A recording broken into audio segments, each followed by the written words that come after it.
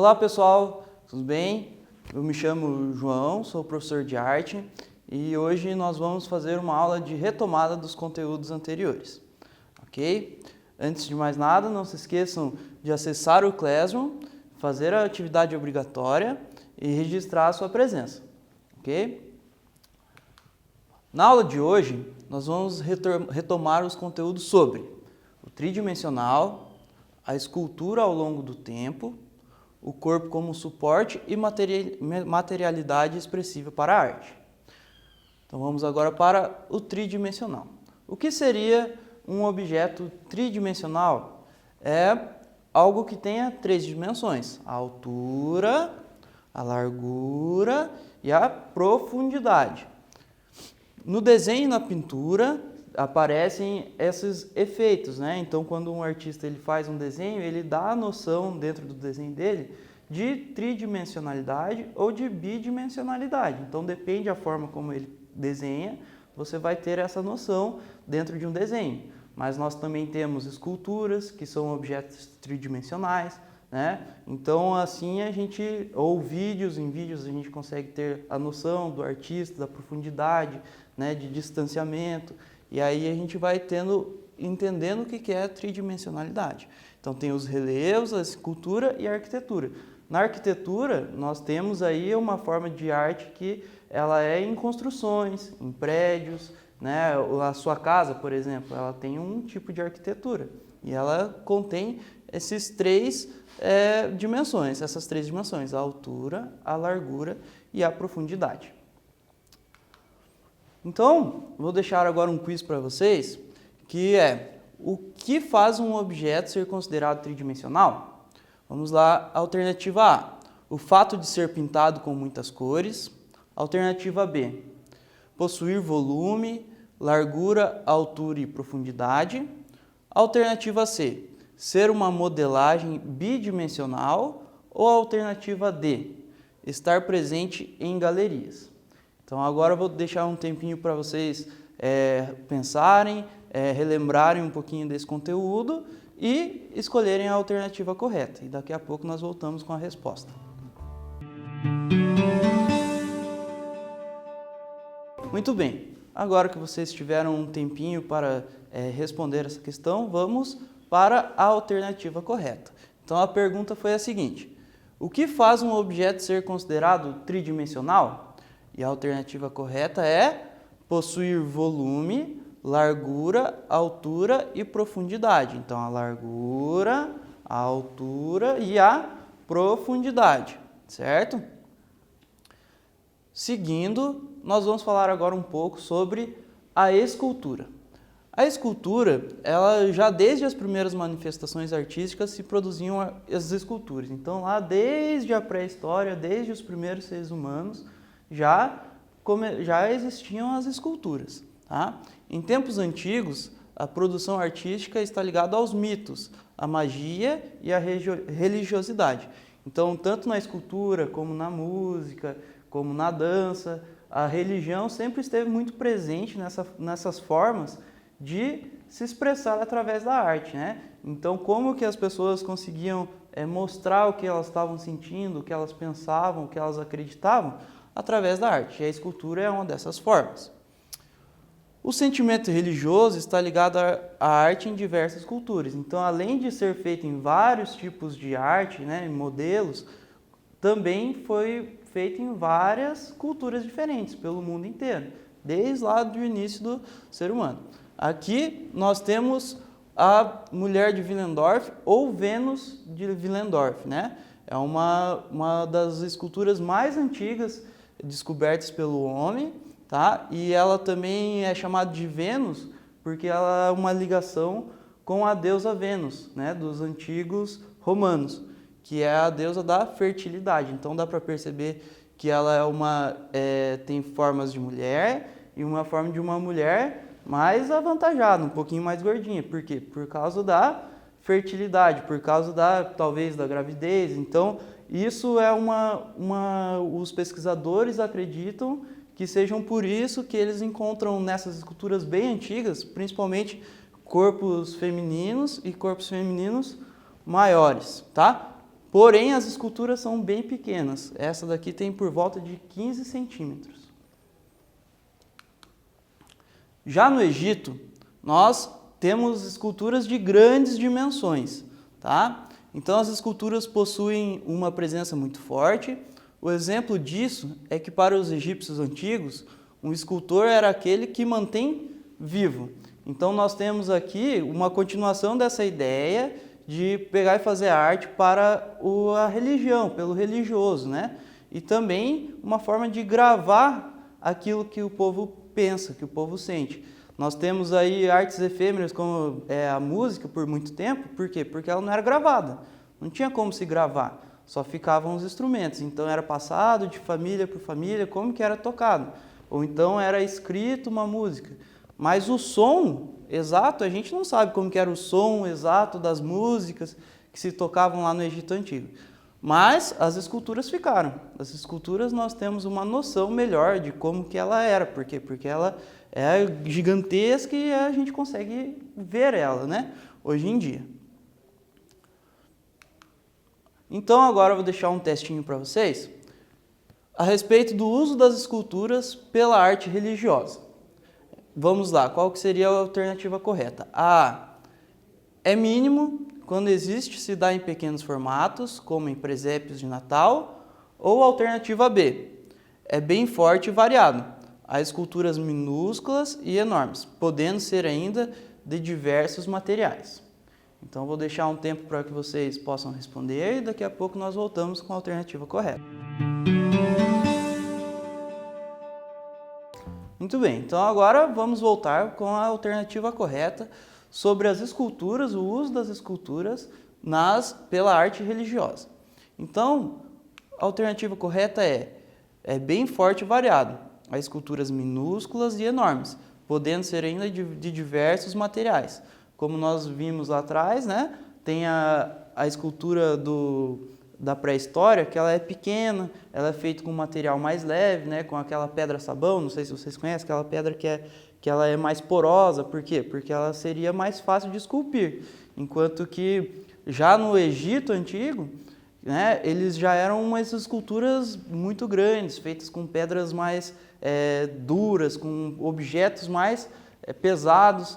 E isso também faz com que essas esculturas estejam presentes, né, até hoje, que elas não tenham sumido, vamos dizer assim. Continuando, nós vamos agora para o Renascimento.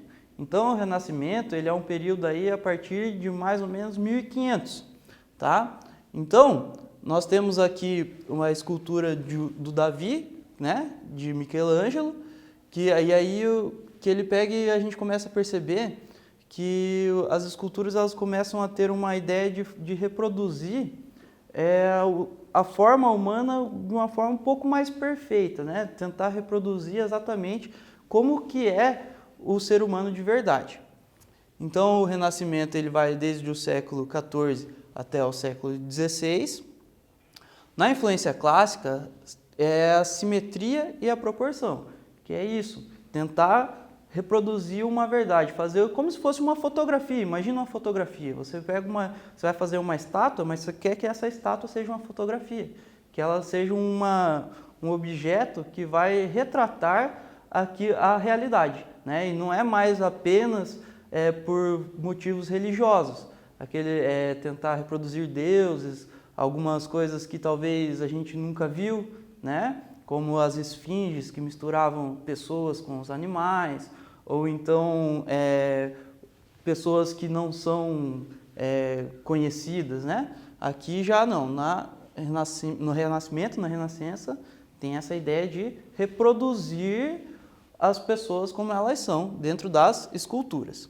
Então, a valorização da capacidade técnica e do conhecimento racional humano. Antropocentrismo. O que seria essa palavra? Antropocentrismo. É quando o homem começou a ter uma ideia de que ele era o centro do universo, de que ele que comandava tudo, que ele descobriu o motivo de tudo. Então, aqui é o começo da ciência também no Renascimento. Então, a arte, é uma forma de retratar esses conhecimentos que o homem estava começando a desenvolver mais profundamente, com mais ciência, né? Então a gente tem aí o antropocentrismo, que é o homem no centro do universo, e não mais apenas as religiões que tinham os deuses como centro do universo. Um pouquinho mais para frente, ali, a partir de 1600, a gente tem o Barroco, né? Interessante notarmos aqui que fala o Barroco na Europa. Então, os europeus eles tiveram uma ideia de registrar tudo o que eles iam fazendo. Então, por isso que quando a gente vai estudar a história, geralmente, ou a arte, a história da arte, a gente consegue estudar um pouquinho melhor a história europeia da arte. Por quê? Porque ela tem mais registro, ela tem mais documentos, eles fizeram mais esculturas, registraram mais música, desenvolveram uma forma de escrever música, eles desenvolveram algumas formas de deixar isso gravado, mesmo não existindo câmeras naquela época, né? Hoje em dia a gente consegue mostrar tudo através de uma câmera, através de um celular a gente consegue mostrar, olha só, eu fiz isso daqui, você faz daquele jeito, fulano de tal em tal lugar faz daquele outro jeito. E aí, a partir dali de 1500, aquelas viagens europeias, eles começaram também a registrar artes de outros lugares.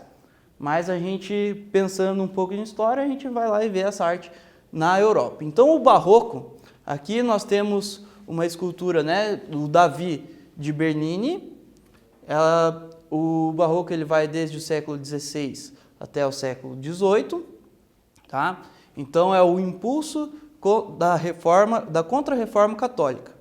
Então, o que isso quer dizer? É o surgimento de novas religiões cristãs. Tá? Então, é a reforma do cristianismo, vamos dizer assim. Dentro da música, isso é interessante porque surgem vários compositores como o Bach, né, do período barroco, onde ele fazia música para uma igreja nova. Né? Ele saiu da igreja católica e foi para a igreja considerada protestante ou luterana hoje em dia. E aí ele fez muitas músicas, muitas produções, escreveu muitas músicas. Né? Então era pegar e fazer uma nova forma de música e de arte. Né? Aqui no caso da escultura, a gente pode perceber uma diferença em tem mais expressões, a pessoa, o Davi ali do Bernini está um pouco mais, parece mais brabo, ou mais pensativo, né? Enquanto o Davi que a gente viu lá da Renascença era mais sereno, não tinha tantas expressões assim, né? Estilo em que a intenção é emocionar e elevar a espiritualidade. Então continua com essa ideia religiosa, porém mostrando um pouco mais de sentimentos, né? Então dentro das esculturas, dentro de outras artes também, mostrar mais sentimentos, não fazer alguma coisa em tom pastel, vamos dizer assim, uma coisa sem um sentimento, sem uma expressão. Agora as artes são um pouco mais expressivas. Então, o teste número 3 primeiro vai ser sobre o Renascimento. O Renascimento foi um período em que se priorizou os sentimentos na arte em detrimento da razão. Ou alternativa B, período em que houve uma revalorização da crítica filosófica e da ciência. Então, deixar um tempinho para vocês e daqui a pouco nós voltamos.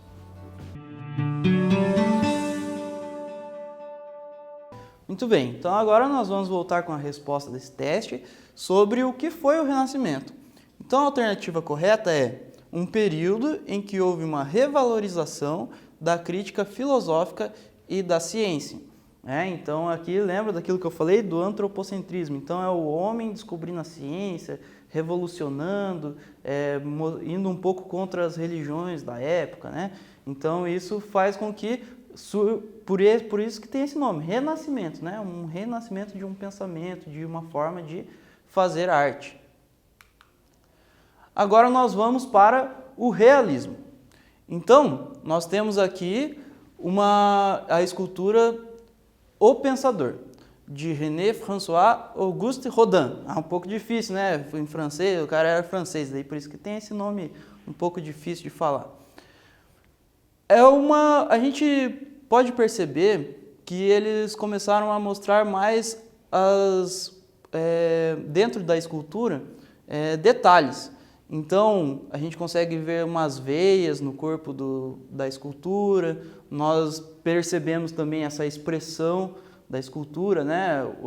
Continua com aquela ideia de fazer um sentimento dentro da escultura, mas só que agora com mais detalhes, com mais movimentos, umas esculturas com mais movimentos.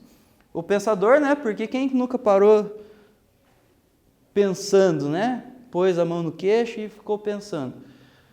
Mas tem um detalhe interessante, porque quando a gente para assim, senta e para assim, a gente coloca o ombro geralmente no joelho direito, no mesmo lado. Só que essa escultura ela está ao contrário.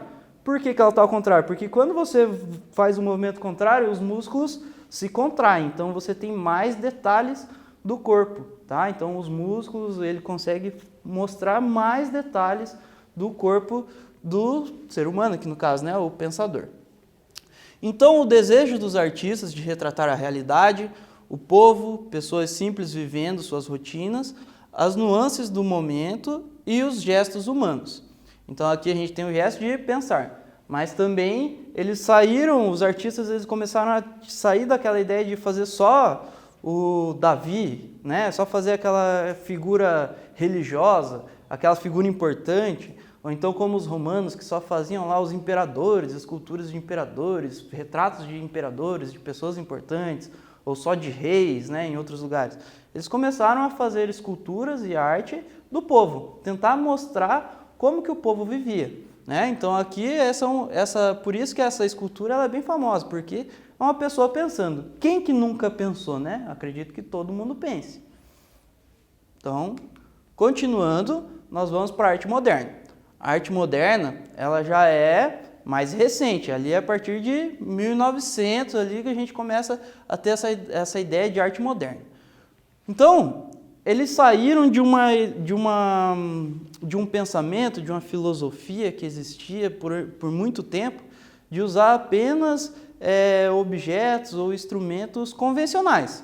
Então, imagina assim que antes da arte moderna, se você fosse pintar um quadro, você tinha que pintar com o pincel e a tinta. Você não podia pegar um pedaço de terra lá e pintar, você não podia fazer de forma diferente, né? Você não podia fazer uma pintura na parede, por exemplo, você tinha que fazer uma pintura em um quadro.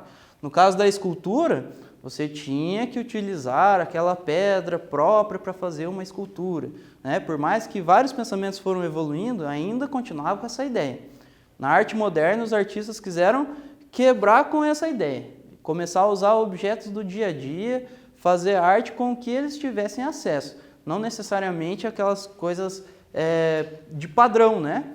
Então aqui a gente tem, ó, nessa imagem, a cabeça mecânica, o espírito de nosso tempo. Então aqui já é uma ideia de robotização, vamos dizer assim, ou de máquina, que vem lá de 1920, já há 100 anos atrás, né? Colagem tridimensional de Haussmann, certo? Então nós conseguimos perceber ali que ele fez uma escultura em madeira, mas dentro dessa escultura, desse rosto, que também não é um perfeccionismo dentro daquelas ideias do Renascimento ou do Barroco, ele colou outros objetos ali nele, né? Parecem umas figurinhas, tem eu até não consigo identificar exatamente o que é, mas alguns botões, ele pegou e criou alguma coisa que no mundo real não existe. No dadaísmo se trazia uma arte que dialogava com os questionamentos de uma época. Então aqui eles estavam passando ali no meio da Revolução Industrial, e aí os artistas começaram a criticar essa forma de você ter que fazer sempre, até mesmo a arte, em uma linha de produção, fazer sempre uma reprodução, ficar repetindo coisas, fazer em grande escala, muitas vezes. Então os artistas começaram a criticar isso. Não, a arte não precisa ser assim, a gente pode fazer de uma forma diferente. O nome dadaísmo, que surge na arte moderna aqui, também é interessante porque eles procuraram uma palavra que não tivesse sentido algum.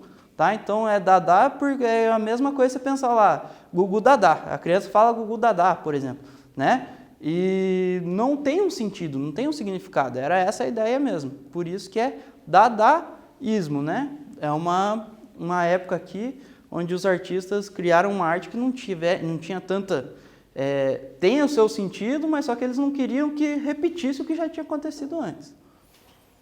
A arte de Hall Houseman, que é capaz de fazer perceber o espírito de um período. Então aqui a gente percebe, eu como professor, como alguém que estudou, eu percebo o quê? Uma revolta assim, dos artistas. Né? Os artistas querendo sair daquela caixinha, sair daquela coisa padronizada, sair de um padrão. Eles queriam fazer coisas diferentes. Já estavam cansados daquela mesma história já de quase 2000 anos da mesma coisa. Então, a arte moderna, a gente tem a colagem tridimensional. Então, lembra lá o que era o tridimensional? Altura, largura, profundidade. A abstração, né, que seria desenhos, formas que não existem naturalmente. A crise da representação e autonomia da arte. Então, os artistas poderem fazer o que eles quisessem. Isso tudo entra dentro de conceitos, então são conceitos mais amplos, né? E a quebra de conceitos. A produção em série versus o processo artesanal. Então a produção em série seria aquela tipo de arte que é feito várias vezes a mesma coisa, né? Para que todo mundo tenha acesso ao mesmo tipo de arte. Já o artesanal não, é feito à mão e cada vez que o artista faz, ele vai fazer diferente. Então agora um quiz sobre essa nossa matéria aqui. Quais propósitos teria Houseman em Cabeça Mecânica? Lembra que o Houseman é da arte moderna. Alternativa A, elaborar uma forma bonita. Alternativa B, pintar o set. Alternativa C, refletir sobre o espírito do seu tempo. E alternativa D, mostrar que entendia de matemática. Então agora eu vou deixar um tempinho para vocês escolherem a alternativa correta.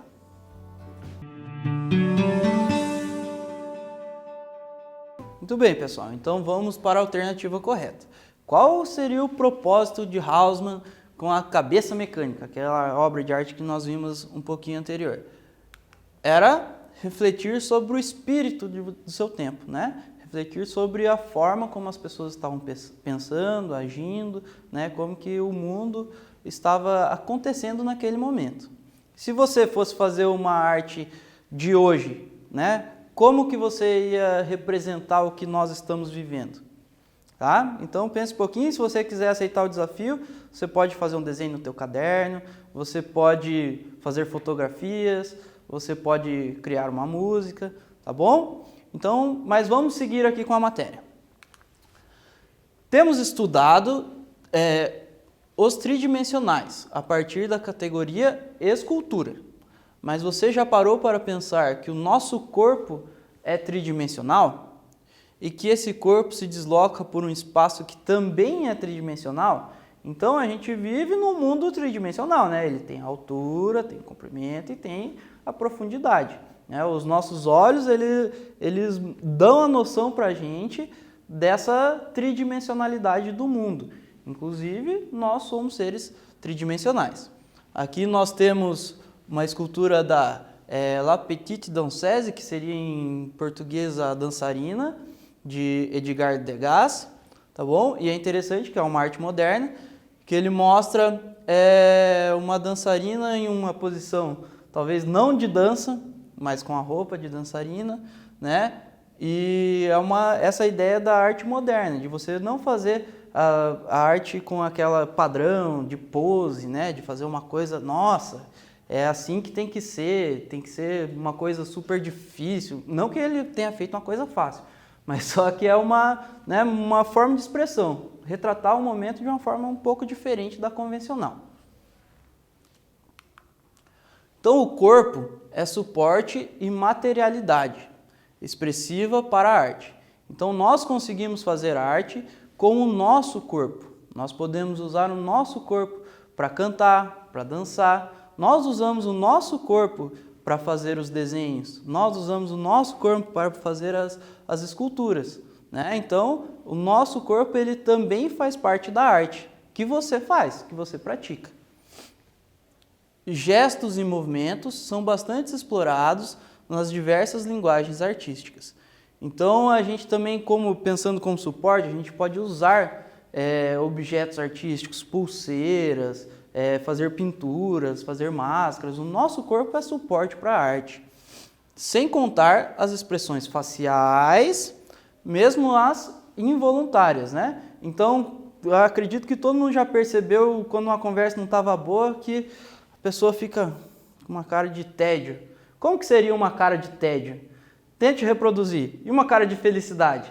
Né? Então, a gente consegue perceber, através do nosso corpo, as expressões. E a arte tenta reproduzir essas expressões nas suas formas. Então, aqui a questão número 5, quiz. Corpo e espaço são tridimensionais. E o que isso significa? Alternativa A, que possuem linhas. Alternativa B, que tem 3 dimensões. Alternativa C, que podem se movimentar. Ou alternativa D, que são belos. Então, vou deixar um tempinho para vocês responderem essa questão. Muito bem, então vamos voltar agora com a alternativa correta. Corpo e espaço são tridimensionais e isso significa que tem 3 dimensões: altura, largura e profundidade. Encerrando a nossa aula de hoje, nós retomamos os conteúdos sobre o tridimensional, sobre a escultura ao longo do tempo, em vários períodos da humanidade, e o corpo como suporte e materialidade expressiva para a arte. Lembrar agora aqui para vocês aquele recadinho muito importante, que vocês têm que acessar o Classroom e fazer a atividade obrigatória para registrar a tua presença, tá bom? Pessoal, muito obrigado por quem me acompanhou até aqui, muito obrigado pelo carinho de vocês, e a gente continua aí firme e forte, estudando, aprendendo e fazendo as atividades, ok? Até a próxima!